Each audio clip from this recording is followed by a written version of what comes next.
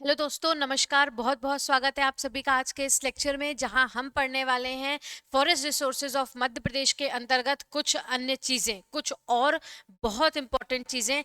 कल के लेक्चर में मैंने आपको बताया था कि जो हम फॉरेस्ट रिसोर्सेज के बारे में पढ़ रहे हैं, ये मेंस के लिए हमारा बहुत ही ज़्यादा इंपॉर्टेंट टॉपिक है, जिसके अंतर्गत अपने प्रीवियस लेक्चर में, यानी जो हमारा फॉरेस्ट का पार्ट 1 था, तो उसके अंतर्गत हमने क्लासिफिकेशन ऑफ फॉरेस्ट इन मध्य प्रदेश पढ़ा था। यानी कि मध्य प्रदेश में वनों के वर्गीकरण के बारे में हमने चीजें देखी थी। और अक्सर 10 नंबर में मध्य प्रदेश में फॉरेस्ट क्लासिफिकेशन पूछा जाता है। क्लियर? आज हम उन्हीं फॉरेस्ट वाले टॉपिक से प्रीलिम्स के लिए कुछ इंपॉर्टेंट फैक्ट्स, कुछ इंपॉर्टेंट वर्ड्स का जिक्र करेंगे।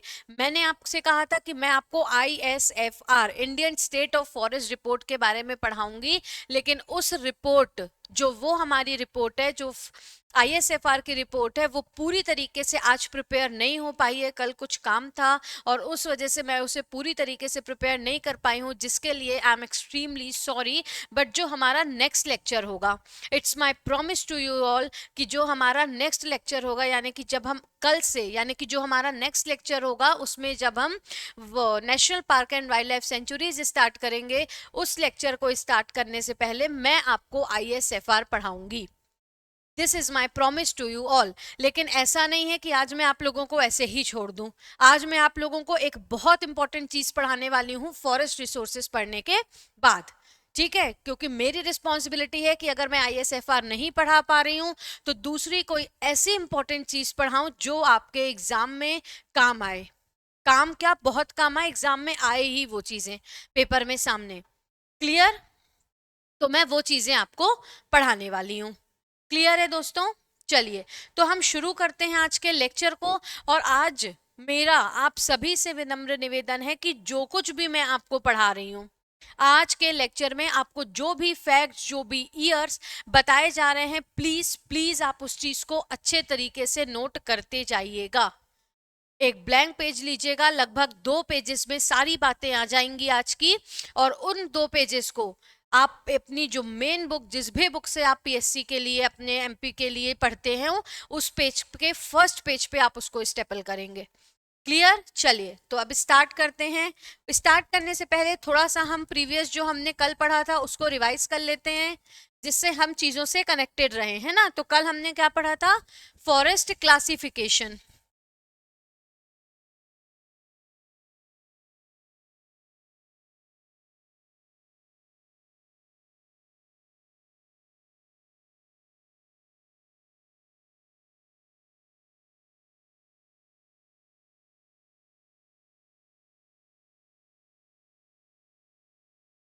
तो कल हमने क्या पढ़ा था? कल हमने फॉरेस्ट क्लासिफिकेशन पढ़ा था, जिसके अंतर्गत हमने 5 आधारों पर मध्य प्रदेश में वनों का वर्गीकरण किया था। कितने आधार पर? 5 आधारों पर हमने 5 बेसिस पर मध्य प्रदेश में फॉरेस्ट का क्लासिफिकेशन किया था। अब वो 5 बेसिस कौन कौन से थे? सबसे पहले हमारा कौन सा था? On the basis of climate, यानी कि जलवायु के आधार पर। और जलवायु के आधार पर आप सभी को याद हो तो हमने 3 प्रकार के फॉरेस्ट क्लासिफिकेशन देखे थे। ट्रॉपिकल डेसिडियस, यानी उष्ण कटिबंधीय शुष्क पर्णपाती। फिर हमने देखा था उष्ण कटिबंधीय, सॉरी, एक हमने देखा था उष्ण कटिबंधीय पर्णपाती। फिर एक देखा था उष्ण कटिबंधीय शुष्क पर्णपाती, यानी कि ट्रॉपिकल ड्राई डेसिडियस फॉरेस्ट। और एक हमने देखा था कौन सा? उष्ण कटिबंधीय अर्धपर्णपाती, यानी सेमी डेसिडियस फॉरेस्ट। उसके बाद हमने on the basis of region classify किया था, यानी कि प्रादेशिक आधार पर। और प्रादेशिक आधार पर हमने 3 बेल्ट देखे थे। एक हमने देखा था मुरैना शिवपुरी बेल्ट, एक हमने देखा था विंध्यन कैमूर बेल्ट, और एक हमने देखा था सतपुड़ा मैकाल रेंज और बघेलखंड प्लेट्यू कवर करने वाला broad belt in the south of Narmada. Clear? उसके बाद हमने डिवाइड किया था फॉरेस्ट को एडमिनिस्ट्रेटिव कंट्रोल के बेसिस पर। एडमिनिस्ट्रेटिव कंट्रोल के बेसिस पर। और एडमिनिस्ट्रेटिव कंट्रोल के बेसिस पर हमने 3 कैटेगरी देखे थे। और ये जो 3 कैटेगरी ऑफ फॉरेस्ट हैं, ये जो 3 कैटेगरी ऑफ फॉरेस्ट है ना, रिजर्व फॉरेस्ट, प्रोटेक्टेड फॉरेस्ट और अनक्लासिफाइड फॉरेस्ट, इनके रेट्स और इनके परसेंटेज अक्सर एग्जाम में पूछे जाते हैं। तो रिजर्व है हमारे यहाँ 65.36%, प्रोटेक्टेड फॉरेस्ट जो है वो है हमारे यहाँ 32.84%, और अनक्लासिफाइड फॉरेस्ट जो है वो है 1.80%। क्लियर, 1.80%। नेक्स्ट हमने क्लासिफाई किया था on the basis of density.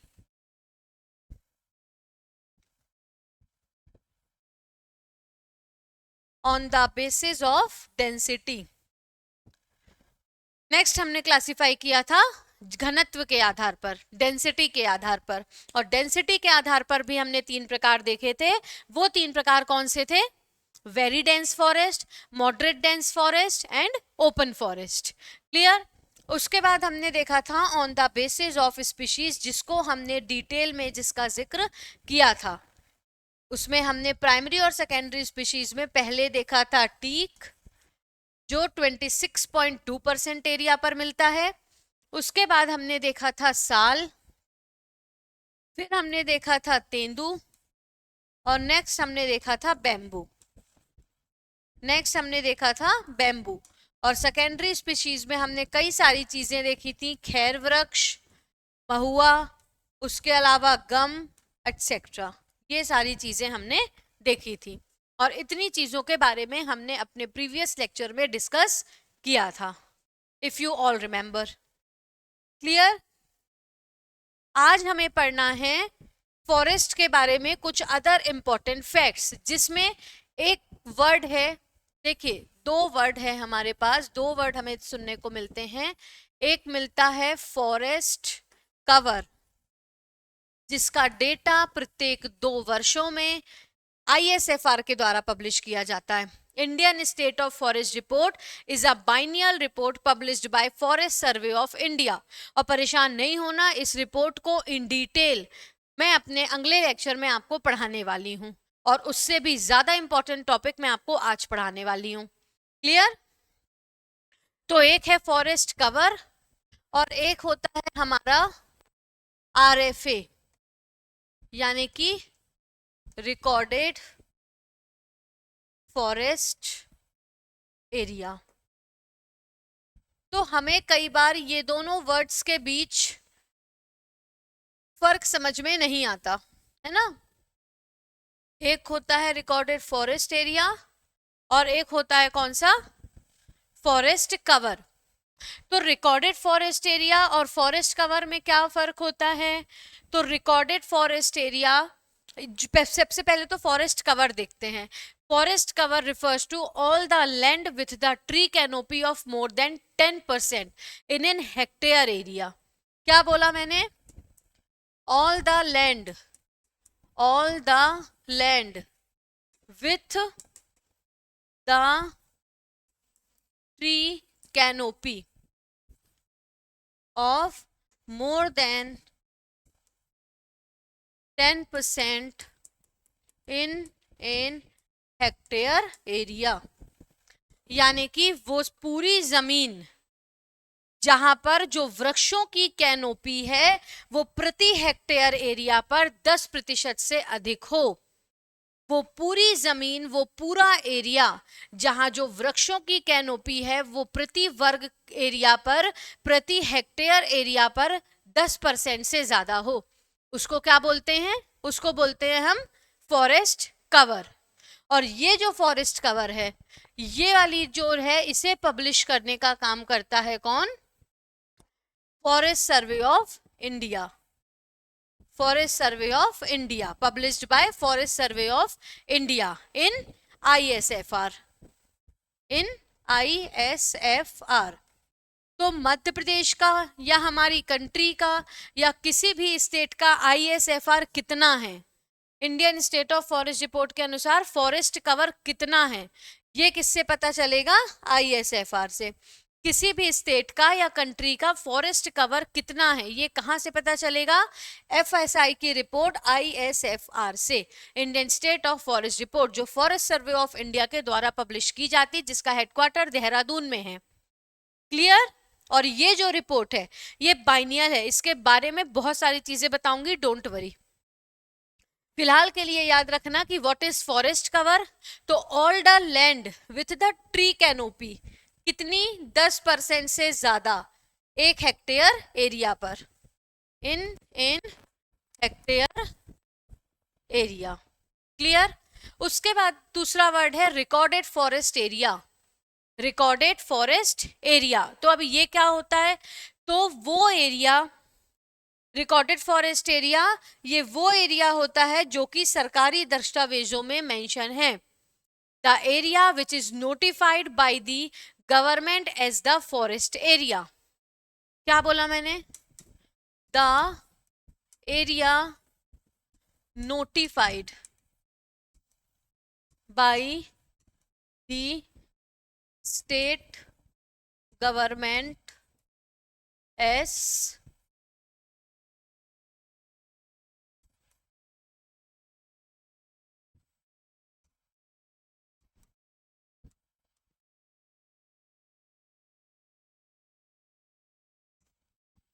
यानी कि वो एरिया, यानी कि जितने फॉरेस्ट एरिया को, या जितना फॉरेस्ट एरिया हमारे राज्य के सरकारी दस्तावेजों में मेंशन है, या जितने फॉरेस्ट एरिया को सरकार ने एज अ फॉरेस्ट एरिया घोषित किया है, उसको बोलेंगे रिकॉर्डेड फॉरेस्ट एरिया। तो फॉरेस्ट कवर में ध्यान रखना है मोर than 10% tree canopy in an hectare area, और ये पब्लिश किया जाता है ISFR के द्वारा, और ये हमेशा बदलता रहता है, हमेशा इन द सेंस ये हर 2 वर्षों में चेंज होता है। ये जो फॉरेस्ट कवर है ये हर 2 वर्षों में, प्रति 2 वर्षों में चेंज होता है, और ये हमेशा सेम रहता है, क्योंकि ये वो फॉरेस्ट एरिया है जो सरकारी दस्तावेजों में मेंशन है। क्लियर, जो सरकारी दस्तावेजों में मेंशन किया गया। और ये फॉरेस्ट कवर प्रतिवर्ष चेंज होता है, प्रति 2 वर्षों में, सॉरी, है ना, ये जो फॉरेस्ट कवर है ये प्रति 2 वर्षों में चेंज होता है ISFR की रिपोर्ट के अनुसार। अब बहुत इंपॉर्टेंट चीज क्या है, मध्य प्रदेश का फॉरेस्ट कवर, मध्य प्रदेश का फॉरेस्ट कवर।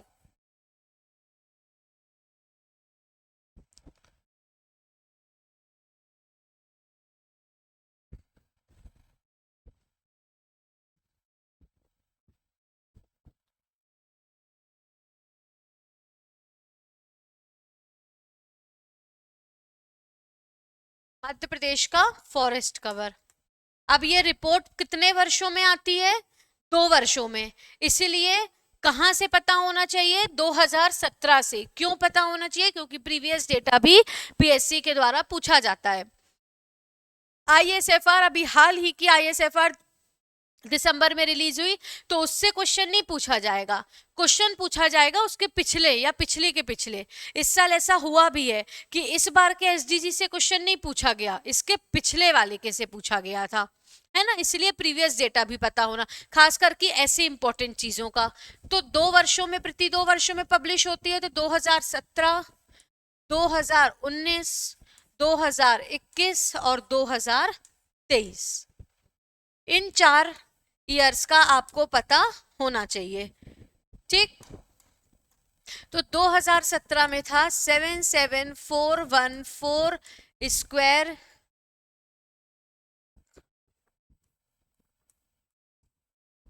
Square kilometre.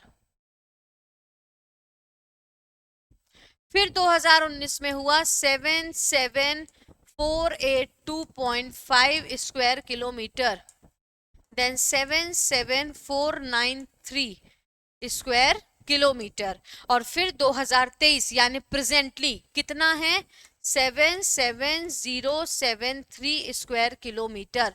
ये इस साल के ISFR का डेटा है। और आपको पूरी ISFR मध्य प्रदेश की, मैं स्टेट की बात करूं, मैं स्टेट की ही ISFR आपको पढ़ाऊंगी, ठीक, जिसमें स्टेट का पूरा डेटा होगा, क्योंकि वो इतनी आसानी से मिलता नहीं है। ठीक है, तो 77073 इस बार जो 2024 में हमारी ISFR आई, जो 2023 की थी, उसके अनुसार मध्य प्रदेश में टोटल फॉरेस्ट कवर है 77,073 वर्ग किलोमीटर। 73 कितना 77,073 स्क्वायर किलोमीटर। ये क्या है हमारे यहाँ का फॉरेस्ट कवर।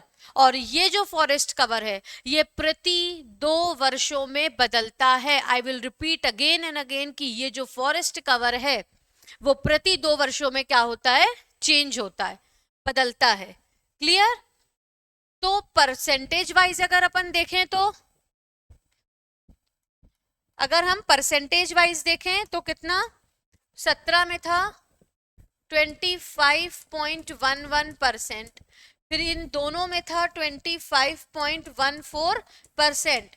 आप देख रहे होंगे केवल 11 का मतलब जो है तो केवल बहुत छोटा सा चेंजेस है ना, केवल बहुत छोटा सा चेंजेस है, इसीलिए दोनों ईयर का जो परसेंटेज है वो 25.14। अच्छा ये क्या है, ये स्टेट का फॉरेस्ट कवर आपसे बताया जा रहा है कि भैया स्टेट का फॉरेस्ट कवर है इतना।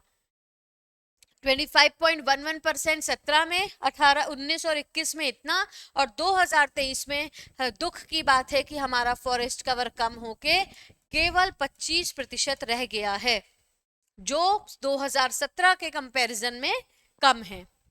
तो अभी हमारा फॉरेस्ट कवर कितना है 25%। क्लियर। आगे देखते हैं। अब ये रिकॉर्डेड फॉरेस्ट एरिया, तो रिकॉर्डेड फॉरेस्ट एरिया के बारे में मैंने बताया कि ये सदैव सेम रहता है, क्योंकि ये वो एरिया है जो सरकारी दस्तावेजों में गवर्नमेंट रिकॉर्ड्स में मेंशन किया गया। और मध्य प्रदेश का इस अकॉर्डिंग रिकॉर्डेड फॉरेस्ट एरिया कितना है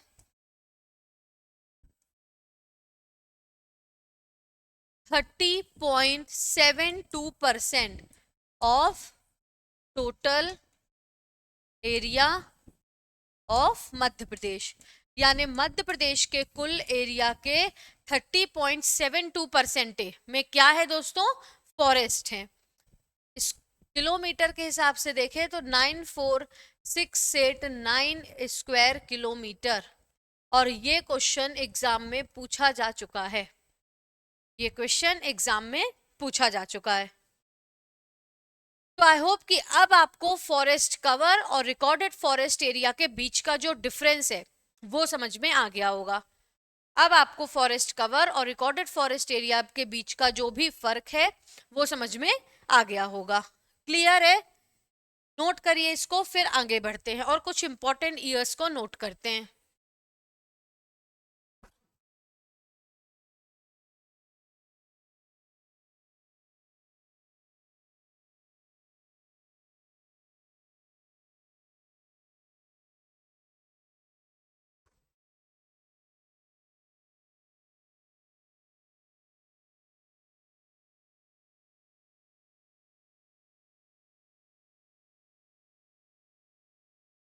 चलिए आगे बढ़ते हैं और कुछ इंपॉर्टेंट चीजें देखते हैं। Very very important facts.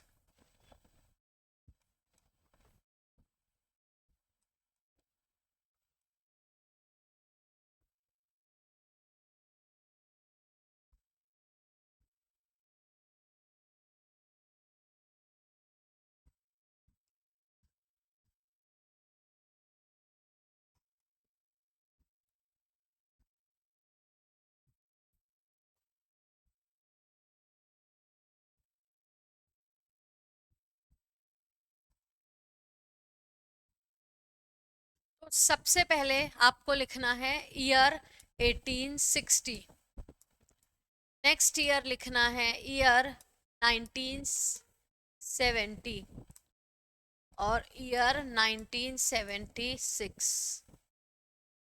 1860 में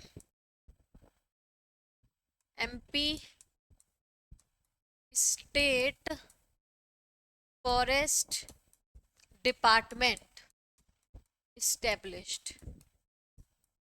In which year Madhya Pradesh State Forest Department established? You have to write in the year 1860. This is the very important year. Proper timeline बताऊंगी मैं। 1970 में nationalisation, Madhya Pradesh becomes the first state to nationalize their forest. Madhya Pradesh become the first state in the country for nationalization या to nationalize their forest. Madhya Pradesh देश का पहला ऐसा राज्य है जिन्होंने अपने यहाँ के वनों को, जंगलों को राष्ट्रीयकृत किया या जंगलों का राष्ट्रीयकरण किया. क्लियर है? नेशनलाइजेशन स्पेलिंग बार बार रिपीट है ना.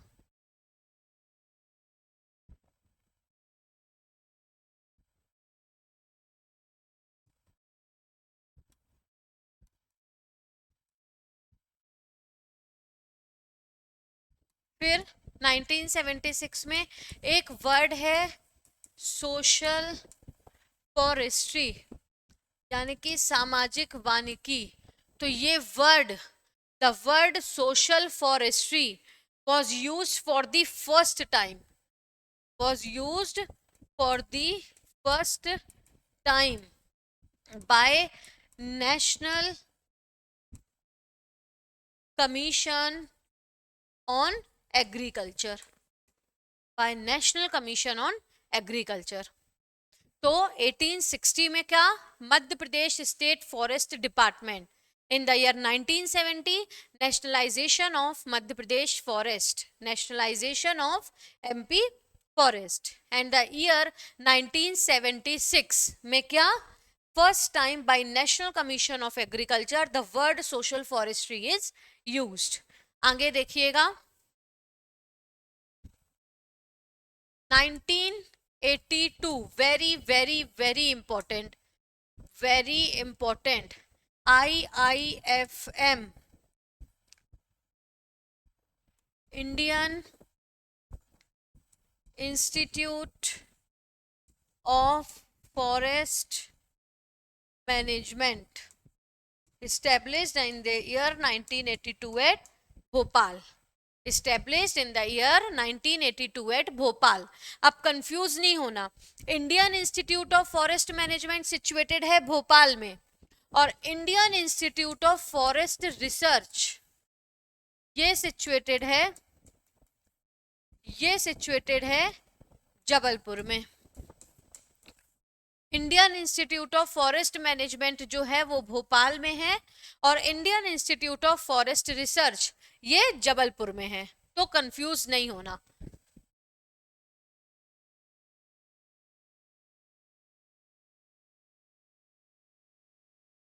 नेक्स्ट इंपॉर्टेंट है, बहुत इंपॉर्टेंट है, इसमें डबल स्टार. एक डेट है बहुत इंपॉर्टेंट, एग्जाम में पूछी जा चुकी है. 24 जुलाई 1975 मध्य प्रदेश राज्य वन विकास निगम का गठन. ये वह ईयर है, ये वह डेट है जिस दिन मध्य प्रदेश राज्य वन विकास निगम की स्थापना हुई. किसकी स्थापना? मध्य प्रदेश राज्य वन विकास निगम. मध्य प्रदेश राज्य वन विकास निगम ये वह ईयर है जिस ईयर में मध्य प्रदेश राज्य वन विकास निगम की स्थापना कराई गई. क्लियर? नोट करिए इतना, आगे बढ़ते हैं. और भी कई सारे इंपॉर्टेंट चीजें देखो, ये डेट्स हैं, मैं बार बार बोल रही हूँ, इस तरीके से ऑर्गेनाइज फॉर्म पे आपको चीजें नहीं मिलती. मैं खुद भी स्टूडेंट हूँ, मैं इसलिए जानती हूँ, मैंने भी बहुत मुश्किलों से बहुत सर्च करके चीजों को कभी अपने लिए ढूंढा था और लिखा था. पर मैं चाहती हूँ कि वो मेहनत आपको ना करनी पड़े. आपको मैं बिल्कुल बना बनाया भोजन परोस दूं और आप केवल उसको खाने का, याद करने का काम कर लें. तो आई होप ये नोट हो गया होगा. आगे देखते हैं.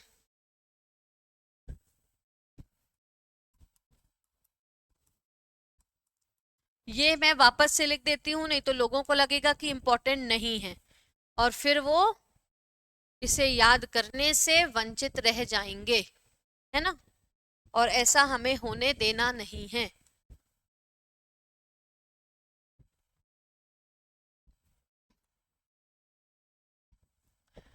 चलिए फिर आगे देखते हैं. इंपॉर्टेंट नेक्स्ट इंपॉर्टेंट डेट है 1984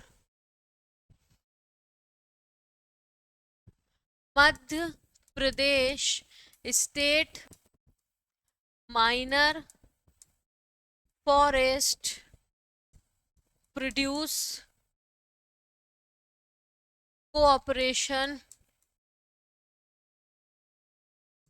स्टैब्लिश। देखो ये वो सभी चीजें हैं या ये वो सारी चीजें हैं जो एग्जाम में पूछी जा चुकी हैं।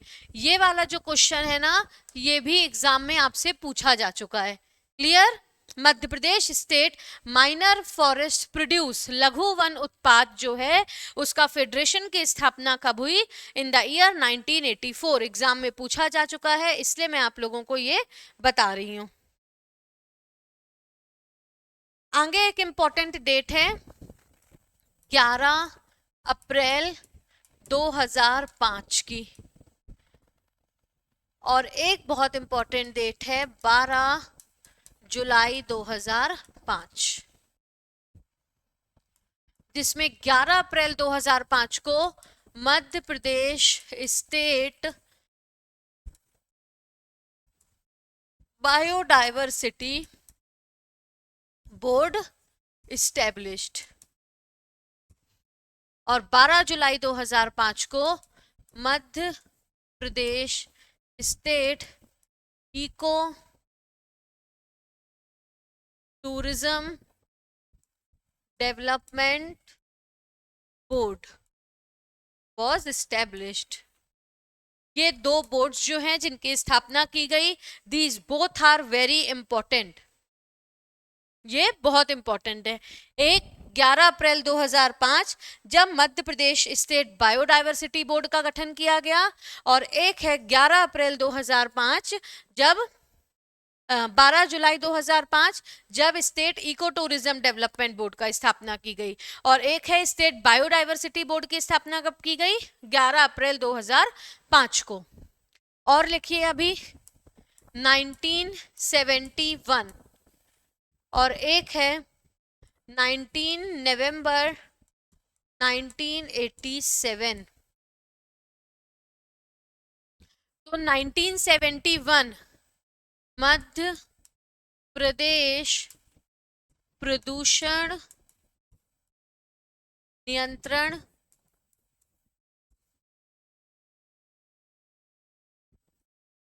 बोर्ड की स्थापना की गई। और दूसरी कौन सी है? मध्य प्रदेश स्टेट डिजास्टर मध्य Pradesh state disaster management institute.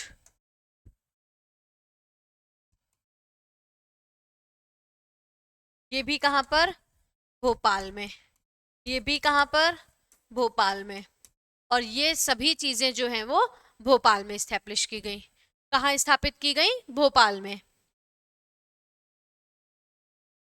फिर Madhya Pradesh forest policy, most important, Madhya Pradesh forest policy, Madhya Pradesh forest policy बहुत ज्यादा इंपॉर्टेंट है, इसको नोट करिएगा।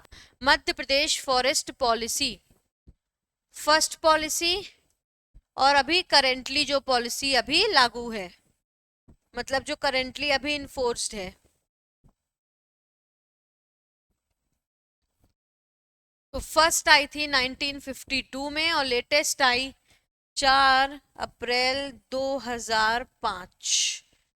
4 अप्रैल 2005 नोट करिएगा इसको, बहुत इंपॉर्टेंट फैक्ट है। मध्य प्रदेश की जो first forest policy, Madhya Pradesh की जो प्रथम वन नीति है वो आई 1952 में, और मध्य प्रदेश की जो न्यू फॉरेस्ट पॉलिसी है वो आई 2005 में। इसको नोट करिए, ये बहुत इंपॉर्टेंट चीजें बोर्ड पे लिखी हुई हैं। जो ये लिखा हुआ है और ये लिखा हुआ है, ये एंड दिस, ये दोनों ही पूरे फॉरेस्ट वाले टॉपिक से, पूरी एमपी ज्योग्राफी से बहुत इंपॉर्टेंट चीजें लिखी हुई हैं, इसलिए आप इसको नोट करिए। Please note it properly.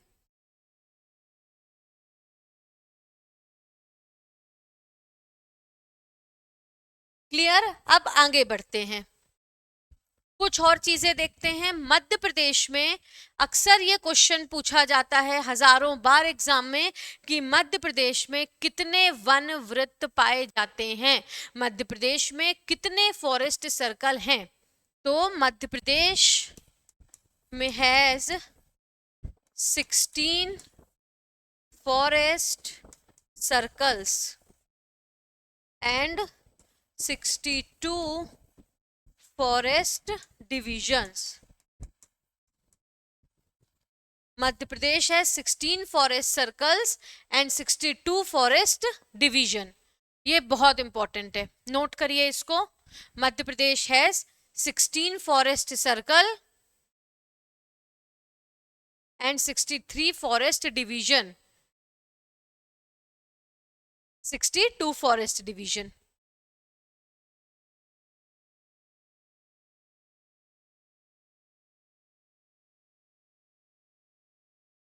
तो मध्य प्रदेश में 16 फॉरेस्ट सर्कल्स हैं और कितने 63 फॉरेस्ट डिविजन्स हैं, नॉट 62। मध्य प्रदेश में 63, पहले 62 थे, अब बढ़ के कितने हो गए हैं 63। तो मध्य प्रदेश है 16 forest circles and 62 forest divisions. Clear? ये बिल्कुल ऑथेंटिक लेटेस्ट डेटा है, you don't have to search from anywhere else. Madhya Pradesh में 16 फॉरेस्ट सर्कल और 63 फॉरेस्ट डिविजन्स हैं। अब क्या है इंपॉर्टेंट, तो अब ये भी चीज पढ़ना इंपॉर्टेंट है कि किस सर्कल में सबसे ज्यादा आरक्षित वन है। अब देखो वो 16 सर्कल कौन कौन से हैं वो याद करने की जरूरत नहीं है, केवल जो डिस्ट्रिक्ट मैं यहां पर बता रही हूं वो आप याद कर लो। कौन सा? सबसे पहले तो circle having highest reserved forest, और यहां पर circle having lowest reserved forest. फिर नेक्स्ट है सर्कल हैविंग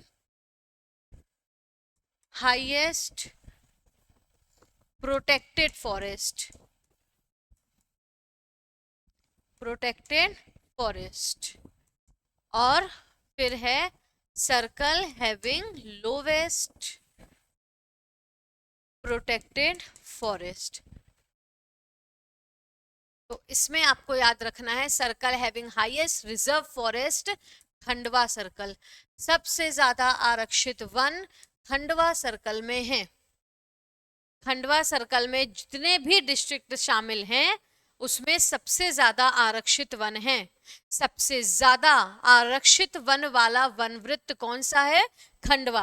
और सबसे कम रिजर्व फॉरेस्ट छतरपुर। और वहीं सबसे ज्यादा प्रोटेक्टेड फॉरेस्ट छतरपुर, और सबसे कम प्रोटेक्टेड फॉरेस्ट खंडवा।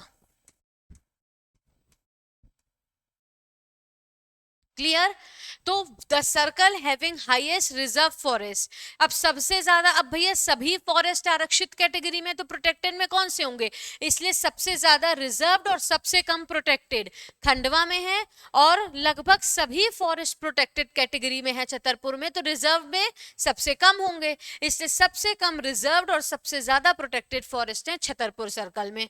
ये बहुत इंपॉर्टेंट फैक्ट है, इसको आप बहुत अच्छी तरीके से याद रखिएगा। It is very extremely important. एक और इंपॉर्टेंट फैक्ट है,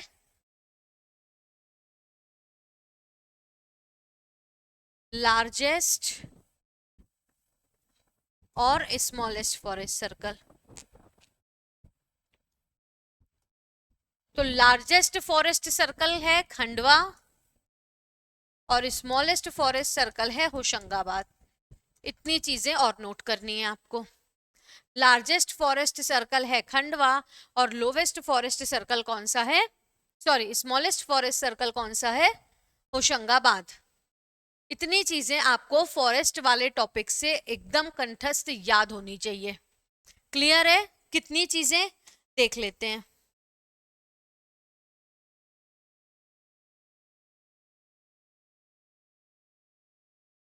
सबसे पहले तो फॉरेस्ट इन मध्य प्रदेश, सबसे पहले तो हमने जो सबसे फर्स्ट में पढ़ा था, जिसमें हमने वनों का वर्गीकरण पढ़ा। अक्सर मोस्ट ऑफ दी जो टीचर्स होते हैं वो ये क्लासिफिकेशन पढ़ा के ही फॉरेस्ट वाले टॉपिक को द एंड कर देते हैं एस्थेटिक के नाम पर। क्लियर? तो ये पता होना चाहिए। नेक्स्ट आपको फॉरेस्ट कवर और रिकॉर्डेड फॉरेस्ट एरिया बहुत अच्छे तरीके से पता होना चाहिए। आगे बढ़ते हैं। आगे आपको याद होना चाहिए ये जो फैक्ट्स हैं, जिसमें 1860 में मध्य Pradesh state forest department establish, 1970 में मध्य प्रदेश में वनों का राष्ट्रीयकरण हुआ, 1976 में social forestry was used first time by national commission on agriculture, 1982 में Indian institute of forest management की स्थापना, Indian institute of forest research की स्थापना जबलपुर में 1963 में, 24 जुलाई 1975 को मध्य प्रदेश राज्य वन विकास निगम की स्थापना की गई। फिर 1984 में मध्य Pradesh state minor forest produce, ये भी भोपाल में है। 11 अप्रैल 2005 बायोडायवर्सिटी बोर्ड, 12 जुलाई 2005 को इको टूरिज्म बोर्ड, 1971 में प्रदूषण नियंत्रण बोर्ड की स्थापना की गई, पोल्यूशन कंट्रोल बोर्ड की स्थापना की गई। 1987 में डिजास्टर मैनेजमेंट इंस्टीट्यूट, जो सभी भोपाल में है। और मध्य प्रदेश की प्रथम वन नीति 1952 में आई थी, और नवीन जो वन नीति है वो 4 अप्रैल 2005 में आई थी। आगे आपको ये याद होना चाहिए। क्लियर? अब कई बार पूछ लिया जाता है आपसे क्वेश्चन में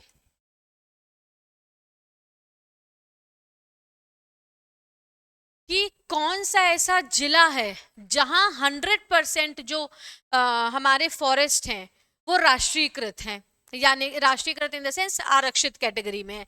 तो 100% रिजर्व फॉरेस्ट, 100% रिजर्व फॉरेस्ट वाला डिस्ट्रिक्ट, और वहीं लोवेस्ट रिजर्व फॉरेस्ट वाला डिस्ट्रिक्ट, वहीं फिर 100% प्रोटेक्टेड फॉरेस्ट वाला डिस्ट्रिक्ट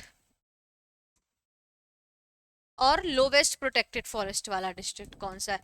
तो मध्य प्रदेश का उज्जैन जिला ऐसा जिला है जहां के सभी वन आरक्षित कैटेगरी में हैं। उज्जैन, उज्जैन महाकाल की नगरी। तो जब सभी हमारे वन आरक्षित कैटेगरी में हैं, 100% वन आरक्षित कैटेगरी में है, तो प्रोटेक्टेड में 0 होंगे, इसीलिए लोवेस्ट प्रोटेक्टेड फॉरेस्ट उज्जैन में। वहीं 100% प्रोटेक्टेड फॉरेस्ट राजगढ़ में है। राजगढ़ 100% जो प्रोटेक्टेड फॉरेस्ट हैं वो कहाँ स्थित है दोस्तों? राजगढ़ में। 100% प्रोटेक्टेड फॉरेस्ट राजगढ़ में स्थित है। अब राजगढ़ में स्थित हर फॉरेस्ट, हर वन संरक्षित कैटेगरी में है, इसलिए आरक्षित कैटेगरी में 0, तो लोवेस्ट ये भी राजगढ़। तो ये आपको चीजें याद रखनी है। क्लियर? आईएसएफआर के लिए मैं वापस से बोल रही हूँ, परेशान नहीं होना, नेक्स्ट लेक्चर में डिटेल आईएसएफआर ही पढ़ाने वाली हूँ। बस 2-4 फैक्ट्स उसमें ऐड करना और बाकी है, फिर वो पूरी रिपेयर शानदार तरीके से प्रिपेयर हो जाएगी, और यहाँ पर मैं वो पीपीटी आपको डिस्प्ले करके फिर मैं आपको आईएसएफआर पढ़ाऊंगी। क्लियर? नहीं तो मैं लिख के पढ़ा दूंगी, वो जैसे भी पढ़ाऊं, इट्स डिपेंड ऑन मी। आपका काम है पढ़ना, मेरा काम है उस चीज को पढ़ाना। क्लियर? तो नोट करिए इसको।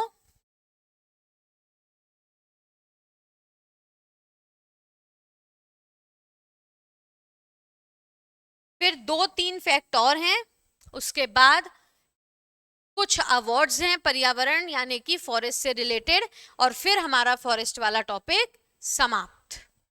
देखते हैं आगे।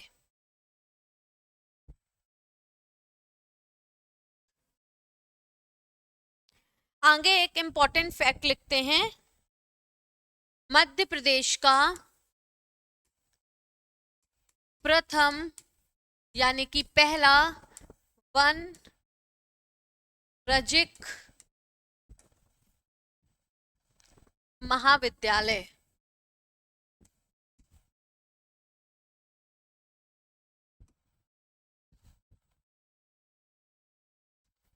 इसके अलावा वन रजिक महाविद्यालय एक और जगह है।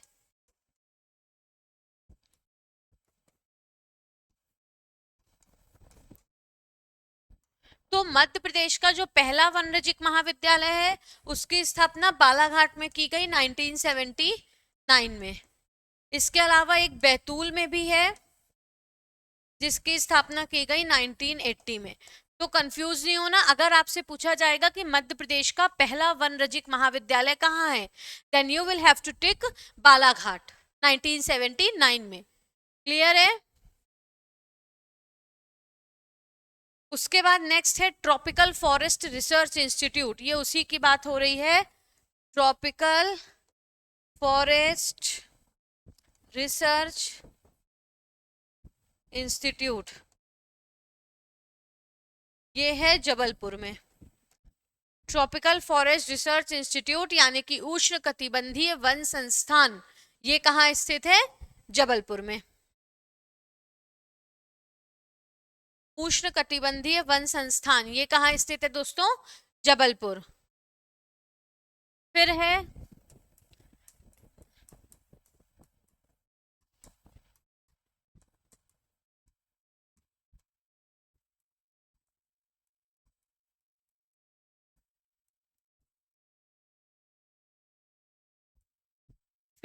वानिकी संस्थान एवं मानव संसाधन विकास संस्थान। वानिकी संस्थान एवं मानव संसाधन यानी ह्यूमन रिसोर्स डेवलपमेंट इंस्टीट्यूट।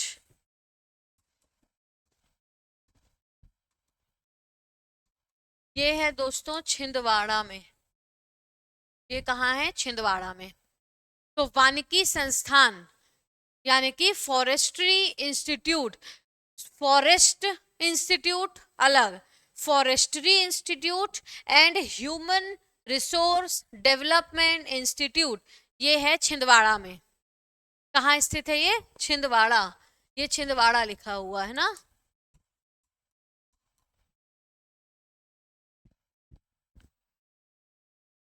उसके बाद आपको लिखना है कि मध्य प्रदेश में फॉरेस्ट गार्ड ट्रेनिंग सेंटर कहाँ है। एग्जाम में क्वेश्चन पूछ लिया जाता है, निम्नलिखित में से किस स्थान पर मध्य प्रदेश का फॉरेस्ट ट्रेनिंग सेंटर सिचुएटेड नहीं है।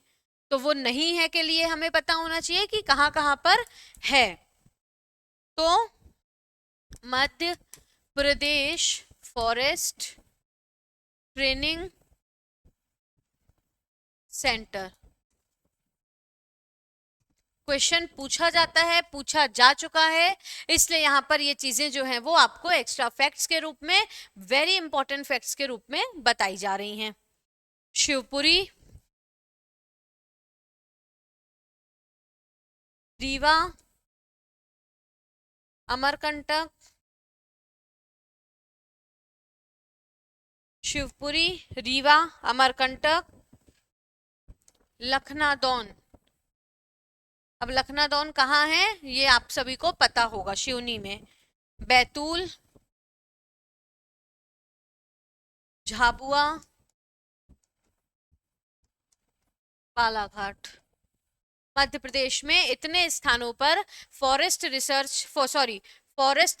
ट्रेनिंग इंस्टीट्यूट सेंटर की स्थापना की गई। किसकी स्थापना की गई? फॉरेस्ट ट्रेनिंग सेंटर की। क्लियर है? नोट करिए इसको, बहुत इंपॉर्टेंट है। और यहां पर फॉरेस्ट से संबंधित सभी इंपॉर्टेंट फैक्ट्स हमारे कंप्लीट हुए। ये ऐसे इंपॉर्टेंट फैक्ट है जहां मैं गारंटी दे रही हूं अगर ये आपको यूट्यूब के किसी भी वीडियो में एक स्थान पर मिल जाए। क्लियर? तो चलिए नोट करिए इसको। ये सारे बहुत ज्यादा इंपॉर्टेंट फैक्ट्स हैं आपके लिए। ये दिस वन और ये जो हमारे फैक्ट्स हैं ये बहुत इंपॉर्टेंट है, जो अक्सर हमको एक स्थान पर नहीं मिलते। Note it properly.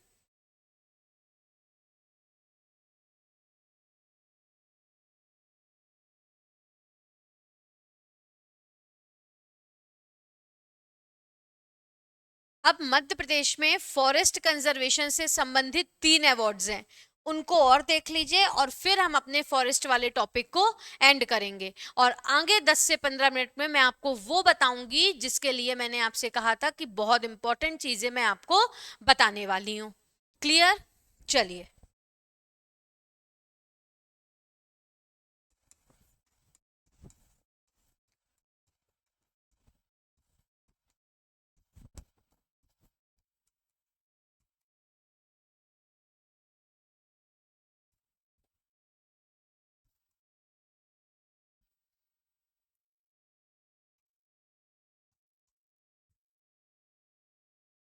अब इसमें पहला पुरस्कार लिखिएगा।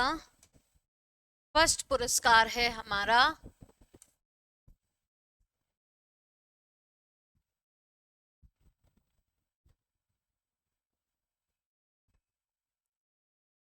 शहीद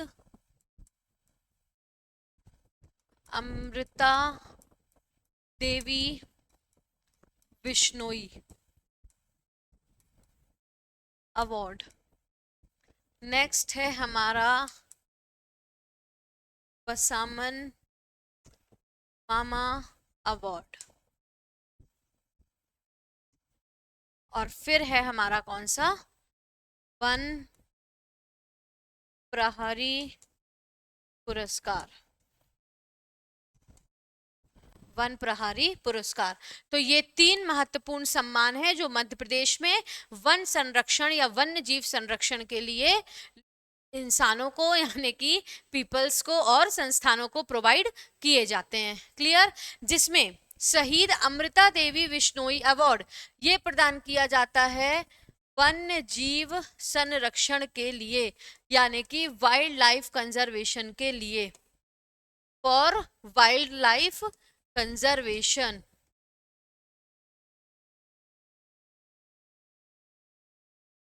अब ये मनुष्यों और संस्थाओं दोनों को प्रदान किया जाता है।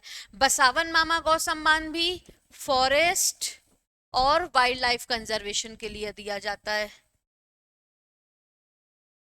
और वन प्रहरी पुरस्कार जो है ये दिया जाता है वनों को आग से बचाने के लिए, टू कंट्रोल फॉरेस्ट फायर्स,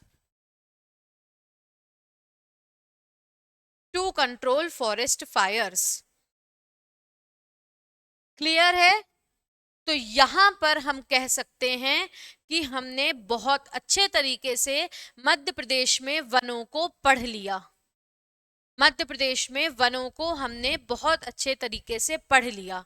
और जितना हमने कल से लेके आज तक फॉरेस्ट में पढ़ा है और अगले लेक्चर में आईएसएफआर पढ़ेंगे, उतना अगर आपने सिर्फ उतना अगर आपने प्रीलिम्स और मेंस दोनों में पढ़ के चले गए, it's my 100% guarantee and promise, 100% guarantee and promise कि आपका कोई भी क्वेश्चन छूटेगा नहीं।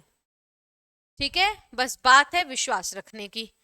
ठीक है? तो अब मैं आपको वो इंपॉर्टेंट चीज पढ़ाती हूँ जिसके लिए मैंने आपको कहा था मुश्किल से 10 मिनट लगेगा, और वो है नदी जोड़ो परियोजना। अगर आप सबने ध्यान दिया हो तो हमने प्रमुख इरिगेशन प्रोजेक्ट्स पढ़ लिए थे, इंपॉर्टेंट रिवर्स पढ़ ली थी, but we forget important river interlinking projects. तो वो देख लेते हैं थोड़ा सा। प्रमुख नदी जोड़ो परियोजना।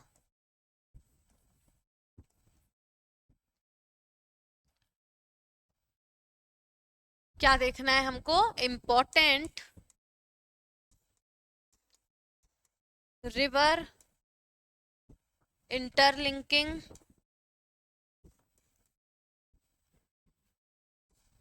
Projects. Important river interlinking projects.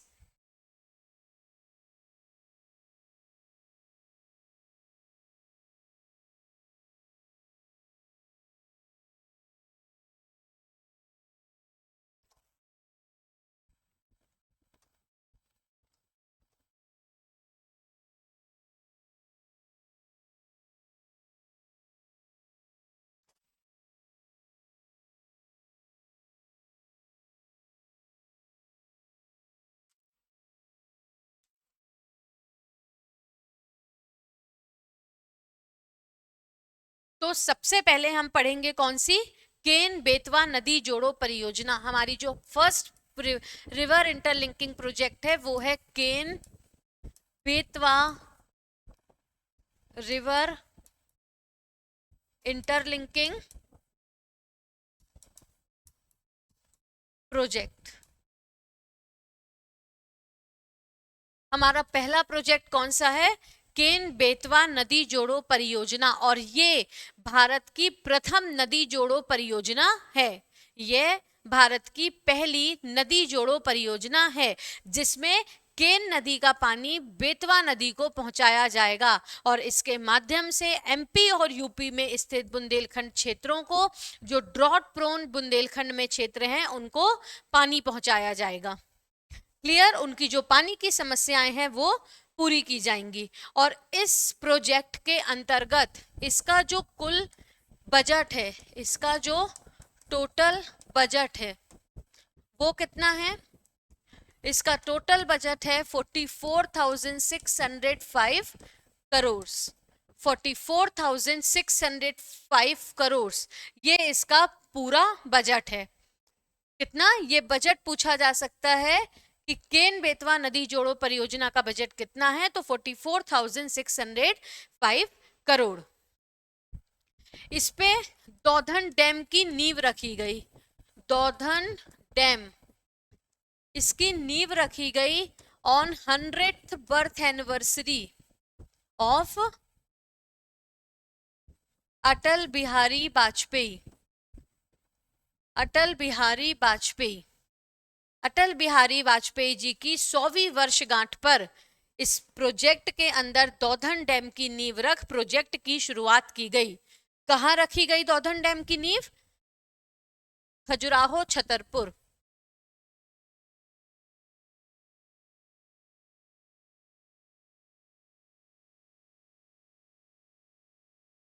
Chhatarpur में इसकी नींव रखी गई दौधन डैम की।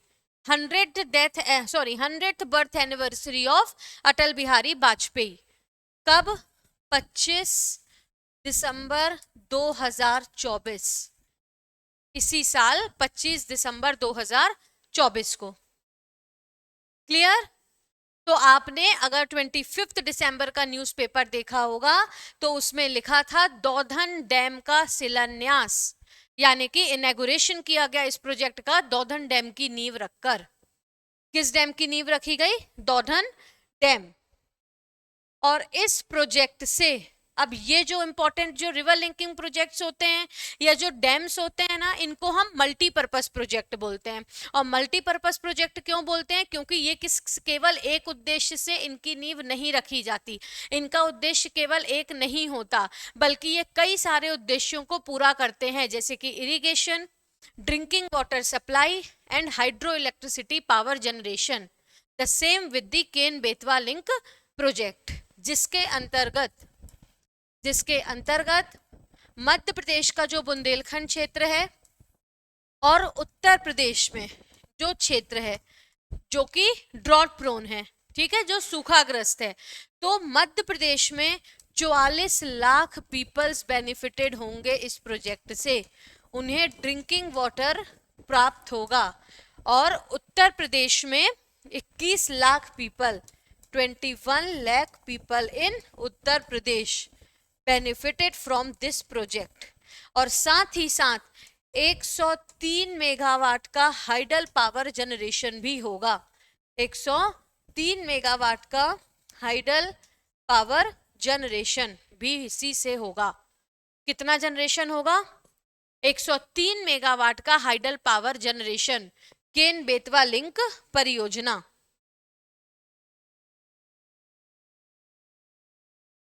तो इतने लोगों को पीने और सिंचाई के लिए पानी मिलेगा, जिसमें मध्य प्रदेश के 44 लाख पीपल और उत्तर प्रदेश के 21 लाख पीपल जो हैं, जो वहां के पर्सन्स हैं, उनकी पानी की समस्या जो है वो समाप्त हो जाएगी और 103 मेगावाट का हाइडल पावर जनरेशन किया जाएगा। क्लियर, 10 लाख हेक्टेयर की drinking water supply, 10 lakh hectares of drinking water supply. तो बहुत ही ज्यादा इंपॉर्टेंट प्रोजेक्ट है, बहुत ज्यादा इंपॉर्टेंट रिवर इंटरलिंकिंग प्रोजेक्ट है। कौन सा? केन बेतवा नदी जोड़ो परियोजना। नोट इट, नोट करिए इसको। फिर आगे एक पढ़ते हैं।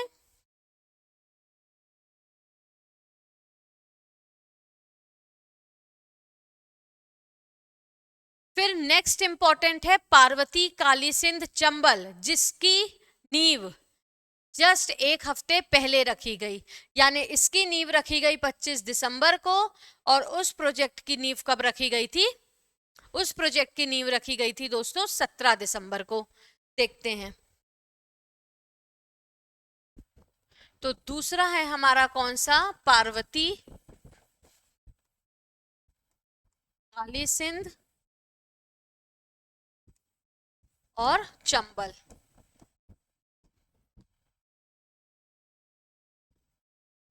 नेक्स्ट है पार्वती काली सिंध एंड चंबल।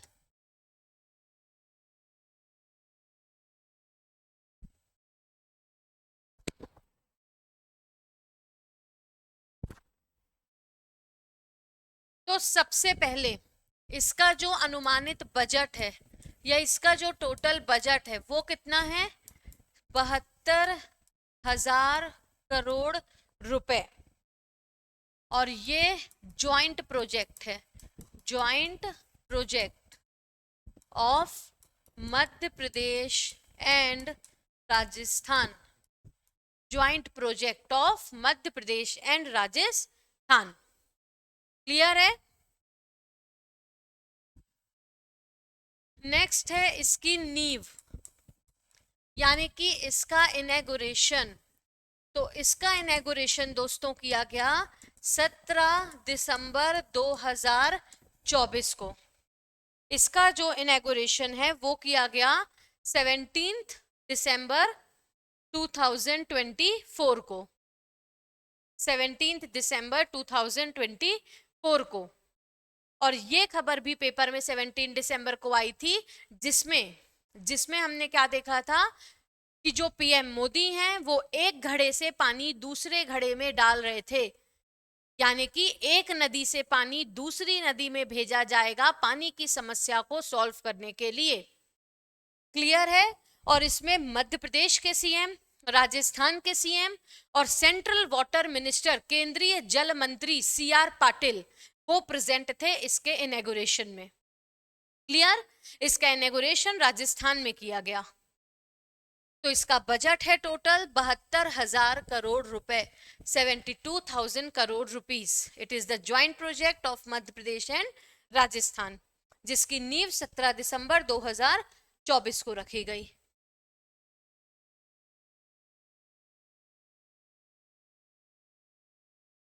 इससे मध्य प्रदेश के लगभग 13 डिस्ट्रिक्ट्स, 13 जिले बेनिफिटेड होंगे। 13 जिलों को इससे लाभ मिलेगा, जो चंबल रीजन पे स्थित होंगे और मालवा क्षेत्र पे। यानी चंबल और मालवा क्षेत्र पर स्थित 13 जिलों को फायदा मिलेगा।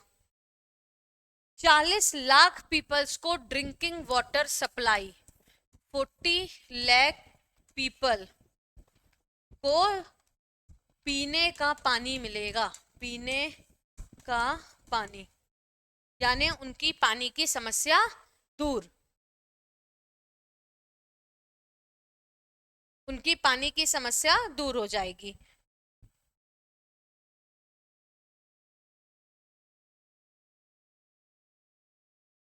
और 60,000 हेक्टेयर के आसपास इरिगेशन होगा। 60,000 हेक्टेयर के आसपास इरिगेशन, 60,000 हेक्टेयर के आसपास इरिगेशन।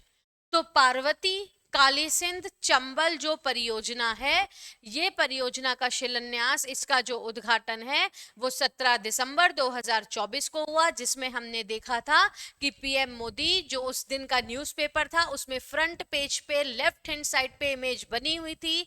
उस समय पे मेरा इंटरव्यू था, इसलिए मैं पेपर रीडिंग करती थी, तो मैंने देखा था जो पीएम मोदी है वो एक घड़े से दूसरे घड़े में पानी डाल रहे हैं। और इसका क्या मतलब था कि एक नदी से पानी दूसरी नदी में भिजवाया जाएगा और जल की जो समस्या है उसका हल किया जाएगा। क्लियर? इसको नोट कर लीजिए। तो एक हमारा इंपॉर्टेंट हो गया, कौन सा? केन बेतवा लिंक परियोजना। और एक हो गया हमारा पार्वती काली सिंध चंबल परियोजना। ये दोनों ही परियोजनाएं बहुत ज्यादा इंपॉर्टेंट है, एक्सट्रीमली इंपॉर्टेंट। तो इन दोनों परियोजनाओं को आप अच्छे तरीके से लिख लीजिए।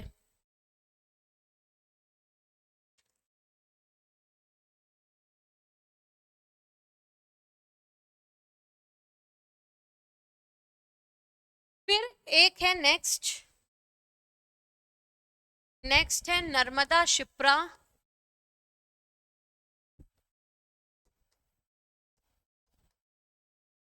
नर्मदा शिप्रा प्रोजेक्ट, जिसमें नर्मदा नदी का पानी शिप्रा नदी को दिया जाएगा, सॉरी दिया गया था।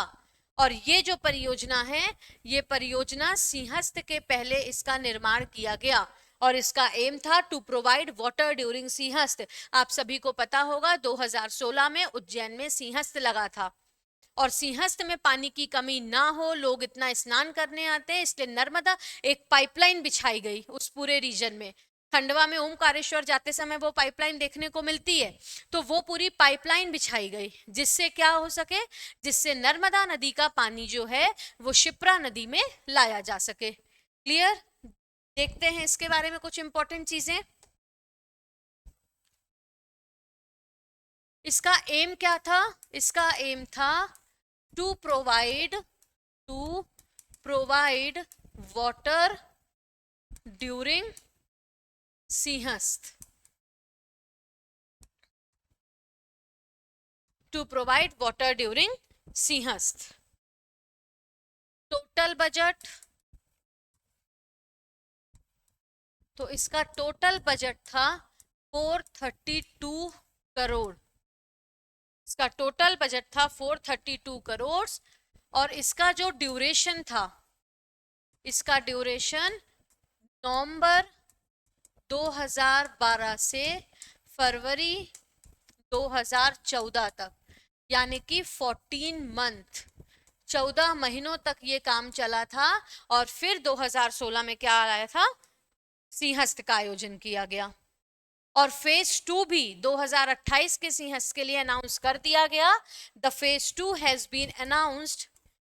Phase 2 has been announced with the budget of 2200 crore rupees.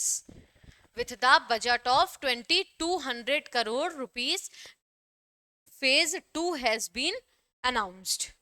Clear? Next एक important है, नेक्स्ट इंपॉर्टेंट है नर्मदा पार्वती। नर्मदा पार्वती लिंक परियोजना। इसकी अक्सर डेट पूछी जाती है, जो है 17 दिसंबर 2012। अब इसकी जो डेट है वो पार्वती काली सिंध चंबल से के ही जैसी है, इसलिए पूछे जाने की संभावना अधिक है। तो नर्मदा पार्वती लिंक परियोजना आई 17 दिसंबर 2012 को। सॉरी सॉरी सॉरी, इसकी जो डेट है वो है 12 दिसंबर 2017। एक कंफ्यूजन हो गई, 12 दिसंबर 2017 इंपॉर्टेंट है। परीक्षा धाम में भी ये क्वेश्चन आपको दिया गया है कि नर्मदा पार्वती लिंक परियोजना की शुरुआत कब हुई, तो वो हुई 17 दिसंबर 2012 को, सॉरी 12 दिसंबर 2017 को। क्लियर? कौन कौन सी डिस्ट्रिक्ट में स्टार्ट हुई है? Sehore and Shajapur. Sehore and Shajapur. Budget था इसका 7500 करोड़। तो इतनी चीजें आपको नदी जोड़ो परियोजनाओं के बारे में याद रखनी है। The things are clear to you all. इतनी चीजें आपको याद रखनी है।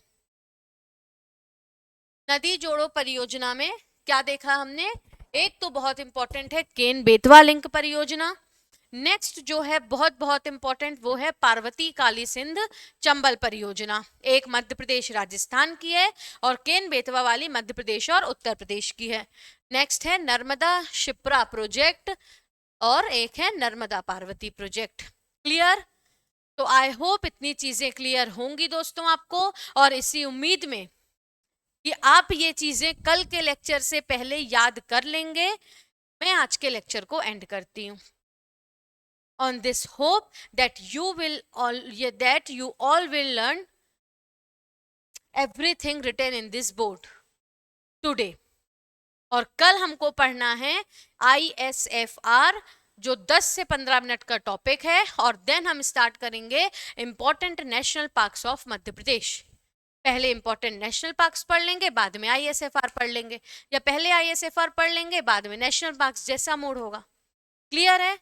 तो एक क्वेश्चन लिख लीजिए, सिर्फ एक क्वेश्चन लिखिए आप 7 मार्क्स में, जो आपको लिखना है, और बाकी जो हमने आज पढ़ा वो आपको याद होना चाहिए। क्लियर? नोट करिए।